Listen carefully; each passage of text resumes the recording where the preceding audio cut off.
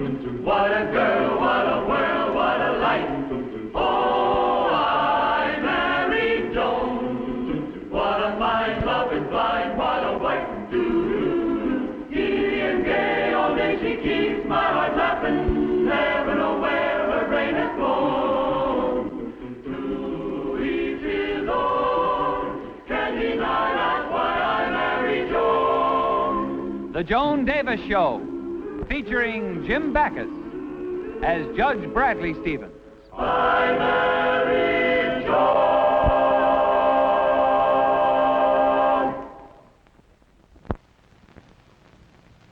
Brad, Yes, dear. I'm sure glad that you agreed to dig up the garden for the new shrubbery instead of going to play golf. So am I, dear. I just have one more picture to hang and then I'll get your lunch.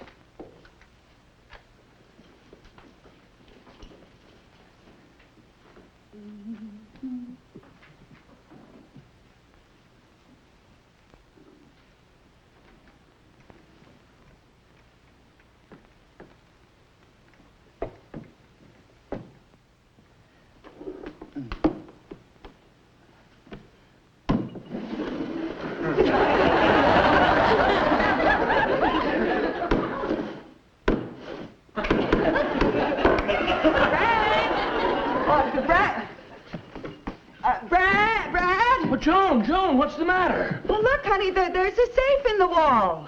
Safe?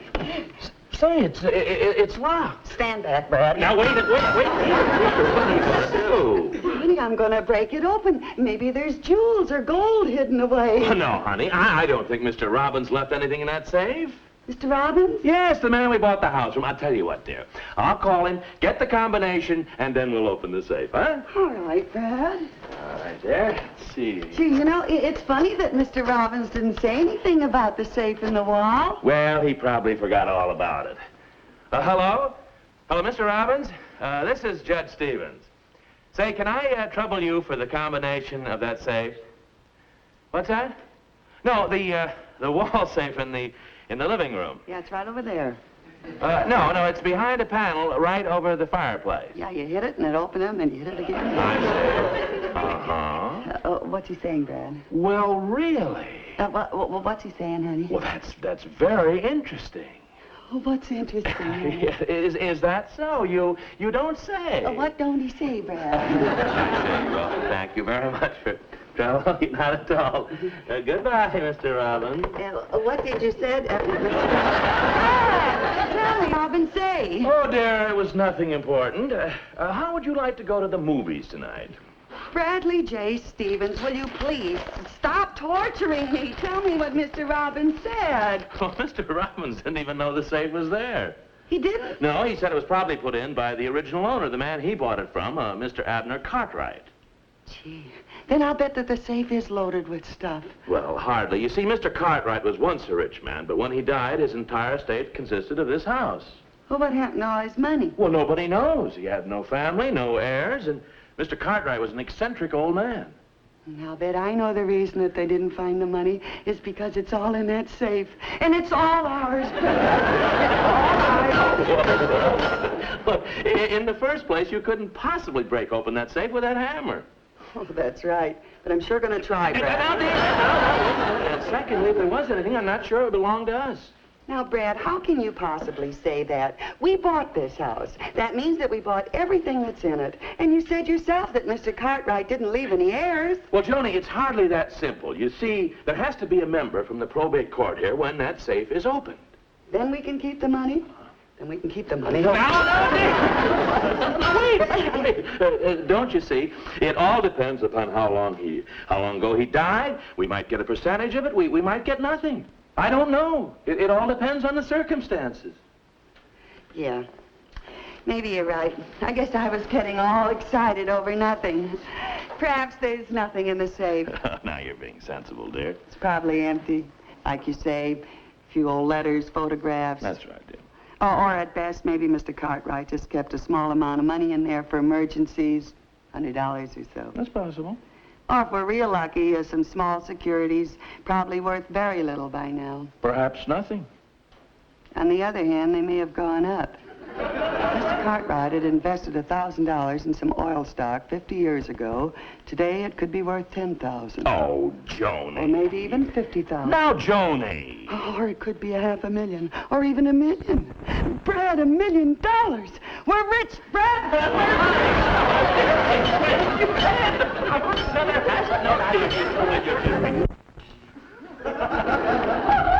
I doesn't get here.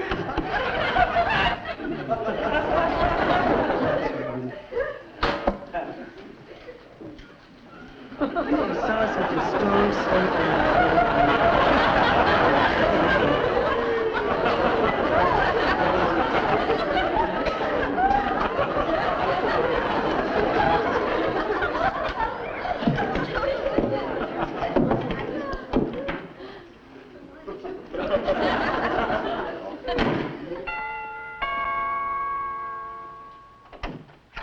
Oh, Mrs. Stevens. Oh, light fingers. Boy, am I glad to see you. I couldn't sleep a wink all last night waiting for you.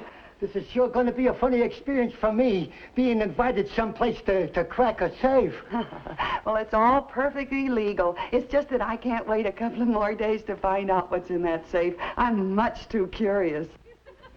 Right over there. I hope it doesn't take too long, because my husband is going to be here in about an hour, and, well, I wouldn't want him to know about this, you know. I hope it don't take too long either. I left my car outside with the motor running from force of habit. No. Them wall safes are a cinch for a man with my experience. Good. Yeah. That's in the past, you understand. I understand you. This will only take but a couple of minutes, Mrs. Louie. Stevens. Hurry it up, huh? Mm-hmm.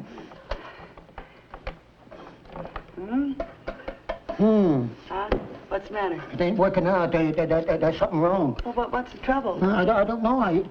I don't feel like there's something wrong. I'll bet I know what the trouble is, Louie. Just keep working.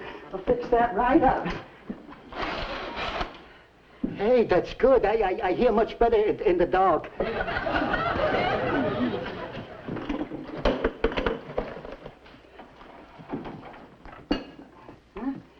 Now. Oh, that's perfect, sister, perfect. I'll listen for the cops. There. I knew it was a cinch. Oh, so when you open the curtains, I can't wait to find out what's in there. Hi, Dad. It's empty. Huh? No, there's something in. Yeah, there's something in there, Louie. Oh, yes, I feel it so plain. Yeah. Oh, no. Just,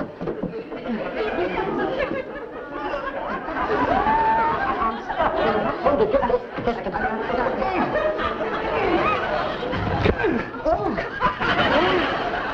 Oh, what did you find? Forgot to get it. Hand me the tongs, will you? Yeah, the tongs. Yeah. Thank you.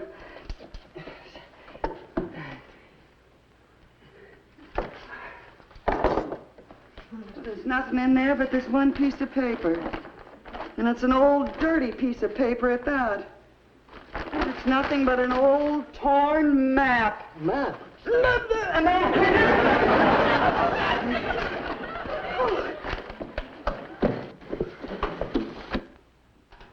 Why, it's a map of a piece of property, shaped like... Why, it's our backyard. Yeah? Yeah, and it's got some writing on it. It says, "In the garden you will see growing there a large oak tree. There upon its hanging limb your search for treasure must begin." What? It's a treasure map. I'm rich. How about that? Why, this paper is worth millions of dollars. Oh, Louie, I must reward you. Here's $20,000 for you.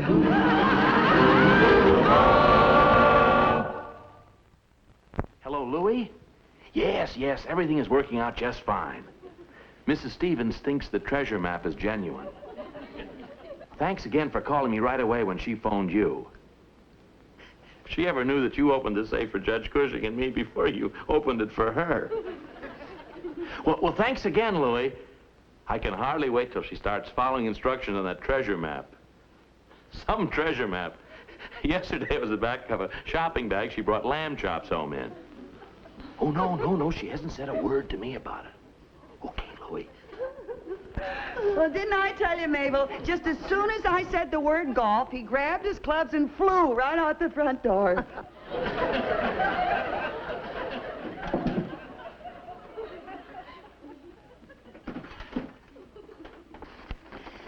Joni, are you sure this map is legitimate? Well, of course it is, Mabel. Look at the outlines on this map. It can't be anything but this property.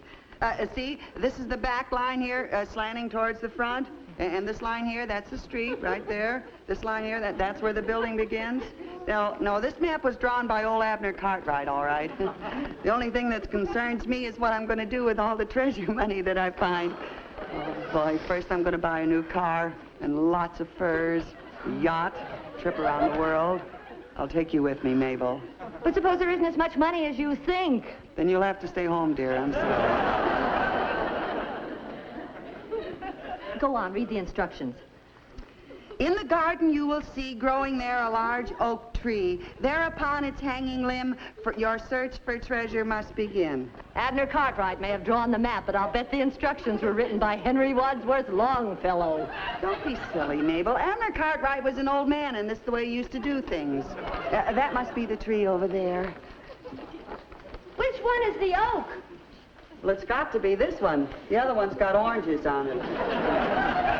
Yeah, there's the hanging limb. Yeah, but I don't see any treasure on it. Well, of course not. Listen, crawl 10 feet out on the branch you have found, and there let a pellet drop to the ground. Where's a pellet? Here's a stone. Give me a boost. Okay.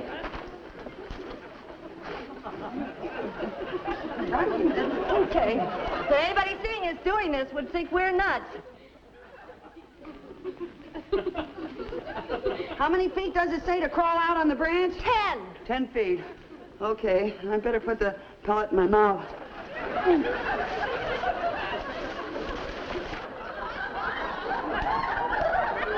Up 1 foot. 2 feet. 3 feet. 4 feet. 5 feet. 6, 7, 8, 9, 10. This is 10 feet. I better drop the pellet to the ground. This must be the place. Right there. Not yet. Let's dig. Come on. From this spot 3 paces north, dig, and you shall bring it forth. Bring it forth. That's the treasure. Let's go. 3 paces north. 1, 2, 3. This is it. How do you know that's north?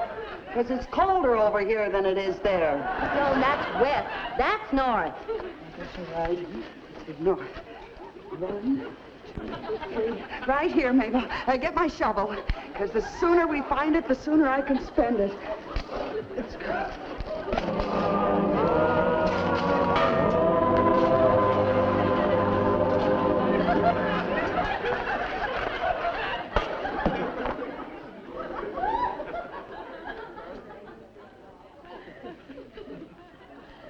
Oh, back is killing me. I don't understand it. We followed all the instructions. There's the tree, the hanging branch, the pellets, 10 paces out, 3 paces north. Hello, girls.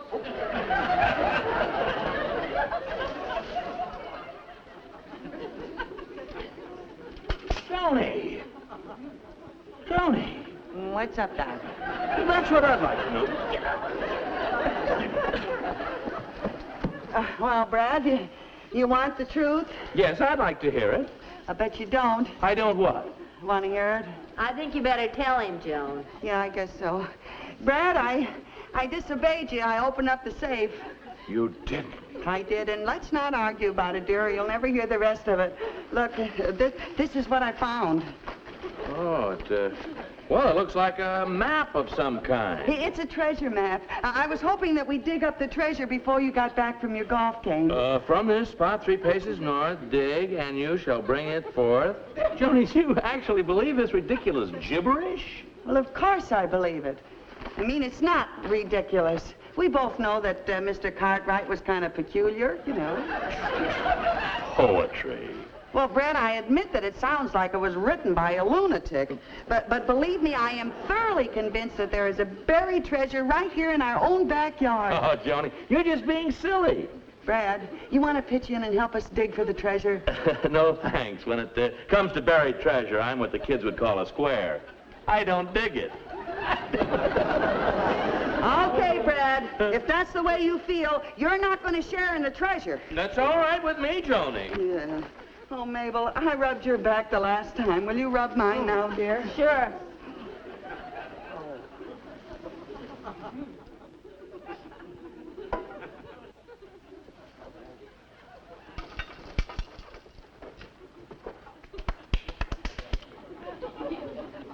Thanks, honey. Okay, Brad. We'll see who laughs when I find the treasure. You'll see.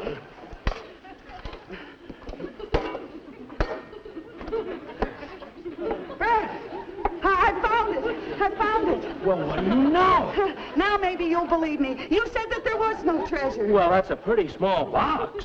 Yeah, it is, Annie. But maybe it's filled with diamonds and emeralds and rubies.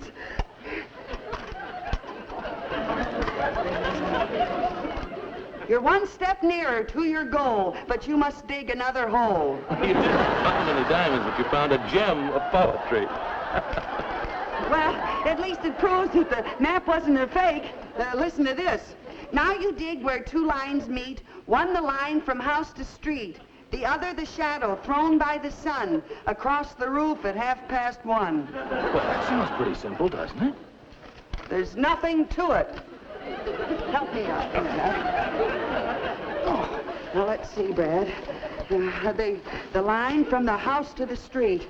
There's the line from the house to the street, yeah. And let's see, there's the line from the shadow of the sun to the roof. There's where the two lines meet, Brad. And 1:30, is it? Brad, what time is it? In 3 minutes, it'll be 1:30. Never mind what time it'll be in 3 minutes. What time is it now? Okay, it's 1:30. 1:30, what do you know? Right on the nose. Right, let's see, the two lines. This is the spot. This has got to be the place.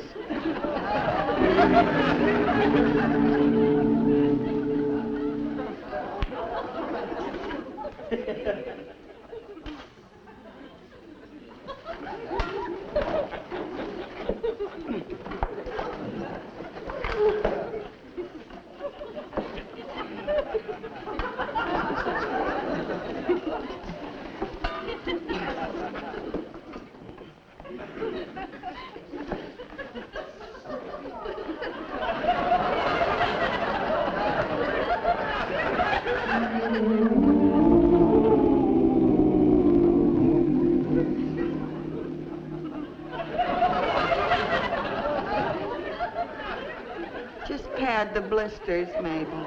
Okay.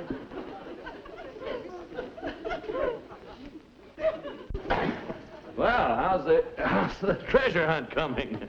Very well, thank you. Oh, Joan, stop kidding yourself. We've dug up half the county. Your Mr. Cartwright must have been crazy with his maps and poetry. I'm quitting. Mabel, you can't quit. Oh, can't I? Just watch me. But what about the new outfit that I promised you? Keep it. Just send me a check for $1 an hour for the digging. Oh, Mabel. Well, Joni, Mabel's being silly.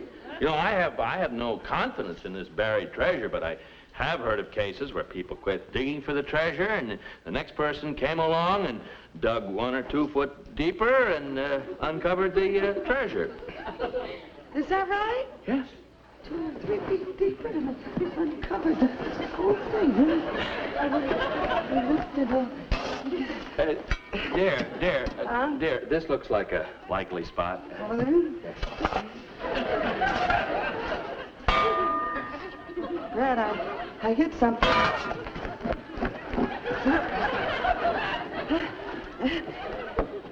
Some treasure. There's a note inside, Brad. The prize is yours if you won't balk and dig 1 more hole by the flagstone walk. Joni, that sounds like the end of the trail. Yeah. Well, Brad, now that it's getting so close, I'm getting pretty nervous. I think I better go and get some lunch first. Wait, Joni. Don't you want to get started? Aren't you excited? Well, of course I'm excited, Brad, but, well, who knows how deep the treasure may be buried, and I better get something to eat so I can have some strength. I'm not well. That's right.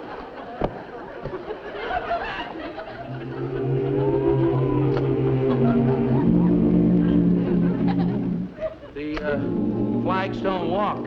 Any luck, Joan? Yeah, I'm still alive. Oh, Brad, you were right, and so was Mabel. That Mr. Cartwright must have been crazy. Believe me, this whole thing has just been a wild goose chase. Then you're willing to give up, Joni? I certainly am. Well, I've dug up the whole garden, and I still haven't found any buried treasure. Well, it wasn't a wasted day, though. What do you mean? Well, dear, you always wanted the yard dug up for shrubbery, and here it is. We have a hole for the poinsettia, the fuchsia, the camellias over there. Then you... drew the maps. That's how you knew it was a phony? Willing to bet on it. And then you're the fellow who... Planted the clues. Bradley Stevens, poet laureate of the municipal court. And you just did this so I would dig up the holes in the garden for you? Why? Joni! No, wait a minute. Hold on, honey. Now, it's there. It was your fault. You deserved it. Remember, you promised you wouldn't open the safe now. Okay, Brad, I guess you're right. I shouldn't have done that, should I? Oh, Brad, look what I did. I've just ruined your coveralls, too. Oh, honey, that's all right. The cleaners can remove those spots. I don't think so, Brad. It's some kind of grease that I got in the bottom of these holes. Grease and then... Joni. Joni, that's oil. Oil? No, what would oil be doing in the bottom of these holes? Joni, oil on our land. What's starting to be a joke, and we discovered oil. Joni, we're rich, do you hear? Oil on our land? Joni, you've got to keep it a secret. It's oil. It's really oil. Yeah? Here. Let me get started. I've got to cover up all these holes. No one must ever know that we have oil on our land. Then I'll buy up all the property. Honey, we'll be rich. Oil wells. Gotta start digging. Covering the holes. Don't tell anyone.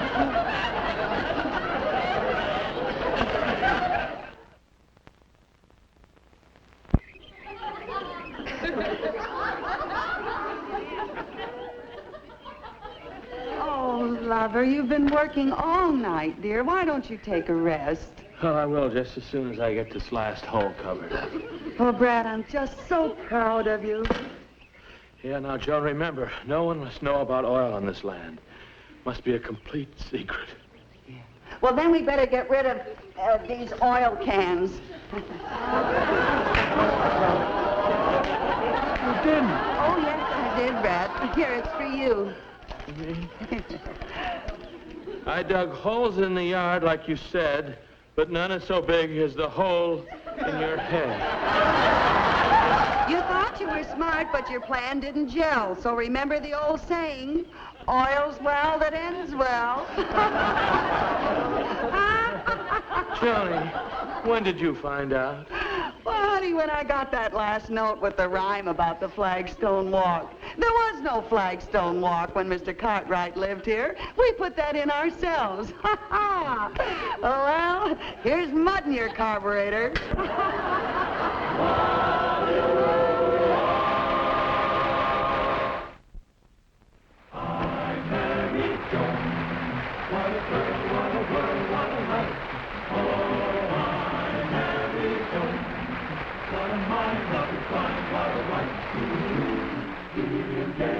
She keeps my heart laughing, never know where her brain has gone. To reach his own, can't deny that's why I married Joan. Seen in tonight's cast were Geraldine Carr and Lou Lubin.